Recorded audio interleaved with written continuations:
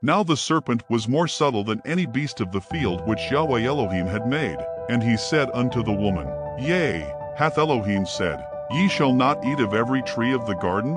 And the woman said unto the serpent, We may eat of the fruit of the trees of the garden. But of the fruit of the tree which is in the midst of the garden, Yahweh hath said, Ye shall not eat of it, neither shall ye touch it, lest ye die.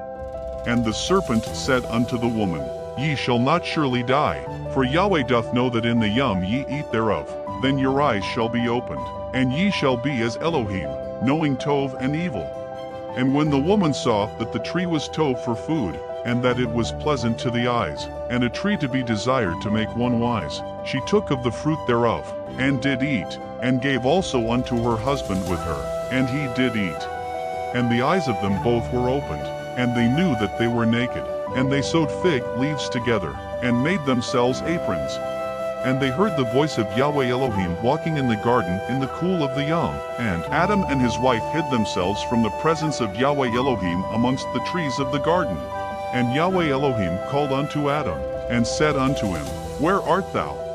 And he said, I heard thy voice in the garden, and I was afraid, because I was naked, and I hid myself. And he said, Who told thee that thou wast naked? Hast thou eaten of the tree, whereof I commanded thee that thou shouldest not eat? And the man said, The woman whom thou gavest to be with me, she gave me of the tree, and I did eat. And Yahweh Elohim said unto the woman, What is this that thou hast done? And the woman said, The serpent beguiled me, and I did eat.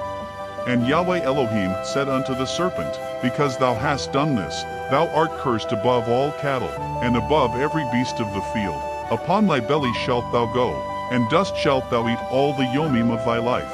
And I will put enmity between thee and the woman, and between thy seed and her seed. It shall bruise thy head, and thou shalt bruise his heel. Unto the woman he said, I will greatly multiply thy sorrow and thy conception. In sorrow thou shalt bring forth children, and thy desire shall be to thy husband, and he shall rule over thee.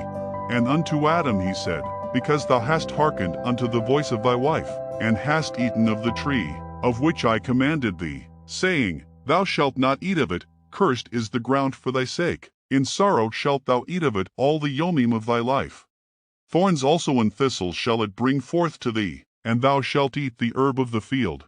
In the sweat of thy face shalt thou eat bread, till thou return unto the ground. For out of it wast thou taken, for dust thou art, and unto dust shalt thou return. And Adam called his wife's name Chava, because she was the mother of all living.